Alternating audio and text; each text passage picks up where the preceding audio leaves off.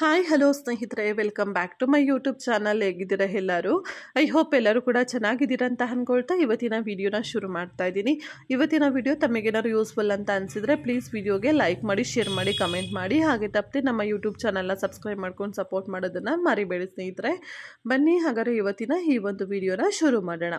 ಎಷ್ಟೇ ಜಗಳವಾಡಿದರೂ ಮರುದಿನ ಏನೂ ನಡೆದಿಲ್ಲ ಎಂದು ನಗುತ್ತಾ ಮಾತನಾಡುವ ಪ್ರೀತಿ ಸಿಕ್ಕಿದರೆ ಆ ಜೀವನ ಸ್ವರ್ಗಕ್ಕೆ ಸಮಾನ. ಖಂಡಿತ ಸ್ನೇಹಿತರೆ, ನೀವು ಯಾರೆಲ್ಲ ಈ ವಿಡಿಯೋನ ನೋಡ್ತಾ ಇದ್ದೀರಾ ಪ್ಲೀಸ್ ಮಿಸ್ ಮಾಡದೆ ಕಮೆಂಟ್ ಸೆಕ್ಷನಲ್ಲಿ ಶೇರ್ ಮಾಡಿ. ಏನಪ್ಪ ಅಂದರೆ, ಇವತ್ತು ನೀವು ಯಾರೋ ಒಬ್ಬರ ಹತ್ರ ಜಗಳ ಆಡಿರ್ತೀರ, ಅದು ಗಂಡ ಹೆಂಡ್ತಿನೇ ಆಗಬೇಕು ಅಂತ ಏನಿಲ್ಲ. ಇವಾಗ ಫಾರ್ ಎಕ್ಸಾಂಪಲ್ ನೀವು ನಿಮ್ಮ ಅಪ್ಪನ ಹತ್ರ ಜಗಳ ಆಡಿರ್ಬೋದು, ಅಮ್ಮ ಇರ್ಬೋದು, ಅಣ್ಣ ತಂಗಿ ಇರ್ಬೋದು, ಅಕ್ಕ ತಮ್ಮ ಇರ್ಬೋದು, ಅಥವಾ ಫ್ರೆಂಡ್ಸ್ ಇರ್ಬೋದು, ಅಥವಾ ನೈಬರ್ಸ್ ಇರ್ಬೋದು, ಯಾರೋ ಒಬ್ಬರ ಹತ್ರ ಜಗಳ ಆಡಿರ್ತೀರ ಅಂತ ಅಂದಾಗ ನಾನು ಆ ಜಗಳನ ಕ್ಯಾರಿನೇ ಮಾಡಲ್ಲಪ್ಪ. ಇವತ್ತು ಜಗಳ ಆಯಿತು ಅಂದರೆ ಮರುದಿನನೇ ಅಥವಾ ಮರುಕ್ಷಣನೇ ನಾನು ನಾರ್ಮಲ್ ಆಗಿದ್ಬಿಡ್ತೀನಿ, ನನ್ನ ಮೈಂಡಲ್ಲಿ ಅದು ಇರೋದೇ ಇಲ್ಲ ಅನ್ನೋರು ಯಾರಾದರೂ ಇದ್ದರೆ ಪ್ಲೀಸ್ ಕಮೆಂಟಲ್ಲಿ ಶೇರ್ ಮಾಡಿ, ಓಕೆನಾ?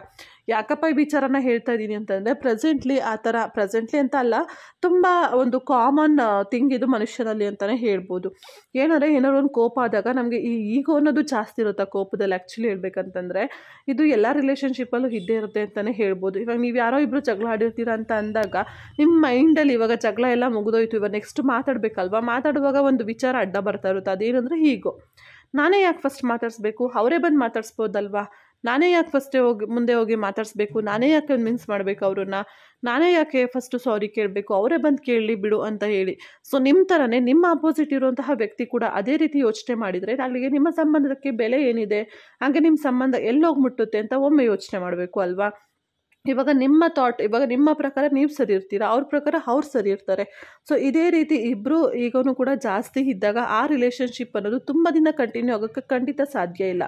ಹಾಗೆಯೇ ಯಾರಾದರೂ ಒಬ್ಬರು ಅಲ್ಲಿ ಅಪ್ರೂವಲ್ ಆಗಲೇಬೇಕಾಗುತ್ತೆ. ಇನ್ ದ ಸೆನ್ಸ್, ಯಾಕಂದರೆ ತುಂಬಾ ವಿಚಾರಗಳು ಇರುತ್ತೆ ಸ್ನೇಹಿತರ ಜೀವನದಲ್ಲಿ. ಎಲ್ಲರ ನಡುವೆ ಕೂಡ ಮಿಸ್ಅಂಡರ್ಸ್ಟ್ಯಾಂಡಿಂಗ್ಸ್ ಅನ್ನೋದಿರುತ್ತೆ. ಎಲ್ಲರಿಗೂ ಕೋಪ, ಸಿಟ್ಟು, ದ್ವೇಷ ಎಲ್ಲದು ಇದ್ದೇ ಇರುತ್ತೆ. ಆದರೆ ಅದನ್ನು ನಾವು ತುಂಬ ದಿನ ಕ್ಯಾರಿ ಮಾಡ್ತಾ ಹೋದಷ್ಟು ಕೂಡ ಅದು ಒಂದು ಚಿಕ್ಕ ಹುಲ್ಲುಕಡ್ಡಿ ಆಗಿದ್ದು ಒಂದು ಗುಡ್ಡ ಆಗಿ ಬೆಳೆದಿರುತ್ತೆ. ಆವಾಗ ಆ ಗುಡ್ಡನ ಕರಗಿಸೋದು ತುಂಬಾ ಕಷ್ಟ ಆಗಿಬಿಡುತ್ತೆ ಸ್ನೇಹಿತರೆ. ಹಾಗಾಗಿ ಎಷ್ಟೇ ವಿಚಾರಗಳಿರಬಹುದು, ಪರವಾಗಿಲ್ಲಪ್ಪ, ಇವತ್ತೇನು ಜಗಳ ಆಯಿತಾ, ಸರಿ, ಅದನ್ನೆಲ್ಲ ಬಿಟ್ಬಿಟ್ಟು ನಾಳೆಯಿಂದ ಖುಷಿಯಾಗಿ ನಗ್ತಾ ನೀವು ಮಾತಾಡಿದಾಗ ನಿಮ್ಮ ಆಪೋಸಿಟಲ್ಲಿರುವಂತಹ ವ್ಯಕ್ತಿಗೂ ಕೂಡ ಅನಿಸುತ್ತೆ, ಅಯ್ಯೋ ಇಲ್ಲಪ್ಪ. ಕೆಲವೊಂದು ಸಲ ಏನು ಅನಿಸುತ್ತೆ ಅಂದರೆ, ಅವ್ರು ತಪ್ಪು ಮಾಡಿದರೂ ಕೂಡ ನೀವು ಖುಷಿಯಾಗಿ ಮಾತಾಡಿಸಿದಾಗ, ಅಯ್ಯೋ ನೋಡು ಅವಳು ನಾನು ಇಷ್ಟು ಬೇಜಾರು ಮಾಡಿದರೂ ಕೂಡ ಎಷ್ಟು ಖುಷಿಯಾಗಿ ಹೆಂಗೆ ಮಾತಾಡಿಸ್ತಾ ಇದ್ದಾಳಪ್ಪ, ನಾನು ನೆಕ್ಸ್ಟ್ ಟೈಮ್ ಈ ಥರ ಮಾಡಬಾರ್ದು ಅಂತ ಹೇಳಿ ಅವ್ರಿಗೇ ಕೂಡ ಒಂದು ಅರಿವಾಗಲಿಕ್ಕೆ ಶುರುವಾಗುತ್ತೆ.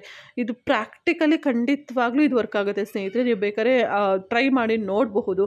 ಯಾಕಂದರೆ ನನಗೂ ಕೂಡ ಅನಿಸಿದೆ ಸಮ್ಟೈಮ್. ಅದಕ್ಕೋಸ್ಕರ ಸೊ ಯಾಕಂದರೆ ನಾನು ಸಮ್ಟೈಮ್ಸ್ ನನಗೂ ಕೂಡ ಮನುಷ್ಯರು ಅಂದಾಗ ಹೀಗೂ ಅನ್ನೋದು ಇದ್ದೇ ಇರುತ್ತೆ. ನಾವು ಎಷ್ಟೋ ಸಲ ಈ ರೀತಿಯಲ್ಲಿ ಮಾಡ್ತಾ ಇರ್ತೀವಿ, ಇಲ್ಲಪ್ಪ ನಾನು ಯಾಕೆ ಮಾತಾಡಿಸ್ಬೇಕು, ಅವರೇ ಬಂದು ಮಾತಾಡಿಸ್ಲಿ ಅಂತ. ಬಟ್ ಅವ್ರು ಖುಷಿಯಾಗಿ ಆಪೋಸಿಟಲ್ಲಿ ಇರುವಂತಹ ವ್ಯಕ್ತಿ ಮಾತಾಡಿದಾಗ ನಮ್ಗೆ ಫೀಲ್ ಆಗುತ್ತೆ, ನೋಡಿ ಅವ್ರು ಎಷ್ಟು ಚೆನ್ನಾಗಿದ್ದಾರಲ್ವ, ಜಗಳ ಆದರೂ ಕೂಡ ಎಷ್ಟು ಚೆನ್ನಾಗಿ ಕಾಂಪ್ರೂವ್ ಆಗ್ತಾರೆ, ಎಷ್ಟು ಚೆನ್ನಾಗಿ ಮಾತಾಡ್ತಾ ಇದ್ದಾರೆ, ನಾನು ಯಾಕೆ ಇಷ್ಟು ಈಗೋ ನೋಡ್ಕೊಂಡು ಇದ್ದೀನಿ, ನನ್ನ ಕ್ಯಾರೆಕ್ಟ್ರೇ ಸರಿ ಇಲ್ವೇನೋ, ಅಥವಾ ನಾನೇ ತಪ್ಪು ಮಾಡಿಬಿಟ್ನೇನೋ ಅಂತ ಅನಿಸಿರುತ್ತೆ ಸ್ನೇಹಿತರೆ ಸಮ್ಟೈಮ್ಸ್. ಹಾಗಾಗಿ ನಮ್ಮ ಒಂದು ನಡವಳಿಕೆ ಹೇಗಿರುತ್ತೆ ಅನ್ನೋದ್ರ ಮೇಲೆ ಆಪೋಸಿಟ್ ವ್ಯಕ್ತಿಯ ರಿಯಾಕ್ಷನ್ ಕೂಡ ಡಿಪೆಂಡ್ ಆಗಿರುತ್ತೆ ಅಂತಲೇ ಹೇಳ್ಬೋದು ಸ್ನೇಹಿತರೆ. ಹಾಗಾಗಿ ಆದಷ್ಟು ಎಷ್ಟೇ ಜಗಳ ಇರಲಿ, ಏನೇ ಕೋಪ ಇರಲಿ, ಆದಷ್ಟು ನಗುಮುಖದಿಂದ ಅಥವಾ ಕಾಮನ್ ಆಗಿ ಮಾತಾಡೋಕ್ಕೆ ಟ್ರೈ ಮಾಡಿ. ಅಬ್ಸಲ್ಯೂಟ್ಲಿ ನಿಮಗೂ ಕೂಡ ಹರ್ಟ್ ಆಗಿರುತ್ತೆ, ನಿಮಗೂ ಕೂಡ ಬೇಜಾರಾಗಿರುತ್ತೆ, ಇಲ್ಲ ಅಂತ ನಾನು ಖಂಡಿತ ಹೇಳ್ತಾ ಇಲ್ಲ.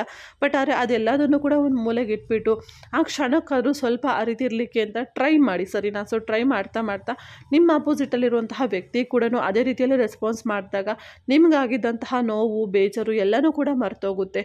ಹಾಗೆ ನಾವು ಆ ರೀತಿ ನಡೆದಾಗಲೇ ನಮ್ಮ ಜೀವನಕ್ಕೂ ಕೂಡ ಒಂದು ಅರ್ಥ ಅನ್ನೋದು ಸಿಗೋದು ಸ್ನೇಹಿತರೆ. ಇಲ್ಲಾಂದರೆ ಚಿಕ್ಕ ಪುಟ್ಟ ವಿಚಾರನೂ ಕೂಡ ಹಿಡ್ಕೊಂಡು ತುಂಬ ದಿನ ಕ್ಯಾರಿ ಮಾಡ್ತಾ ಹೋದಾಗ ಅಲ್ಲೇನಾಗುತ್ತೆ ಅಂದರೆ ಹಿಂದಿಂದು ಮುಂದಿಂದ ಎಲ್ಲ ತಗೊಂಡು ಮಾತಾಡ್ಬಿಡ್ತೀವಿ, ಆಮೇಲೆ ಜಗಳ ಆಗುತ್ತೆ, ನಿಮಗೂ ಕೂಡ ಇನ್ನೂ ಜಾಸ್ತಿ ಹರ್ಟ್ ಆಗುತ್ತೆ. ಅವರು ಏನೋ ಒಂದು ಹೇಳ್ತಾರೆ, ಇವಾಗ ನೀವು ಅವ್ರಿಗೆ ಹರ್ಟ್ ಮಾಡಿದಾಗ ಅವ್ರು ಅಬ್ಸಲ್ಯೂಟ್ಲಿ ನಿಮಗೂ ಕೂಡ ಹರ್ಟ್ ಮಾಡೇ ಮಾಡ್ತಾರೆ ಅಲ್ವಾ? ಸೊ ಆ ಸಮಯದಲ್ಲಿ ನಿಮ್ಮ ಒಂದು ಸಂಬಂಧಕ್ಕೆ ತುಂಬಾ ಬ್ರೇಕ್ ಬೀಳ್ತಾ ಹೋಗುತ್ತೆ. ಸೊ ಆವಾಗ ನೀವು ಯಾವೊಂದು ವ್ಯಕ್ತಿಯಿಂದ ಎಮೋಷ್ನಲ್ ಸಪೋರ್ಟನ್ನು ಬಯಸ್ತಾ ಇರ್ತೀರ, ಅದು ಖಂಡಿತವಾಗ್ಲೂ ಸಿಗಲ್ಲ. ಆವಾಗ ನೀವು ಕೂಡ ಎಮೋಷ್ನಲಿ ತುಂಬಾ ವೀಕಾಗಿ ಹೋಗ್ತೀರಾ. ಹಾಗೆ ಆ ಒಂದು ಬೇಜಾರಲ್ಲಿ ಕೂಡ ನಿಮ್ಮ ಲೈಫಲ್ಲಿ ಅಂದ್ಕೊಂಡಂತಹ ಗೋಲ್ಸ್ ನೀವು ರೀಚ್ ಆಗಲಿಕ್ಕೆ ಖಂಡಿತವಾಗ್ಲೂ ಸಾಧ್ಯ ಆಗೋದಿಲ್ಲ ಸ್ನೇಹಿತರೆ. ಹಾಗಾಗಿ ಆದಷ್ಟು ಎಷ್ಟಾಗುತ್ತೋ ಅಷ್ಟು ಜಗಳ ಆದಾಗ ಆ ವಿಚಾರಗಳ ಅಲ್ಲಿಗೆ ನಿಲ್ಲಿಸಿ ಅದನ್ನ ಕ್ಯಾರಿ ಮಾತಾಡಿದಾಗ ಅದು ಎಂಥ ಸಂಬಂಧಗಳಾಗಿದ್ರೂ ಕೂಡ ಗಟ್ಟಿಯಾಗುತ್ತೆ ಅನ್ನೋದು ನನ್ನ ನಂಬಿಕೆ ಸ್ನೇಹಿತರೆ. ಸೊ ನೀವು ಕೂಡ ಯಾರಾದರೂ ಟ್ರೈ ಹೋಗಿದ್ರೆ ಮಾಡ್ಬೋದು. ಇಷ್ಟು ಹೇಳ್ತಾ ಇವತ್ತಿನ ವಿಡಿಯೋನ ಮುಗಿಸ್ತಾ ಇದ್ದೀನಿ ಸ್ನೇಹಿತರೆ. ಐ ಹೋಪ್ ಇವತ್ತಿನ ಈ ಒಂದು ವಿಡಿಯೋ ತಮ್ಮೆಲ್ಲರಿಗೂ ಇಷ್ಟ ಆಗಿರ್ಬೋದು ಅಂತ ಅಂದ್ಕೊಳ್ತೀನಿ.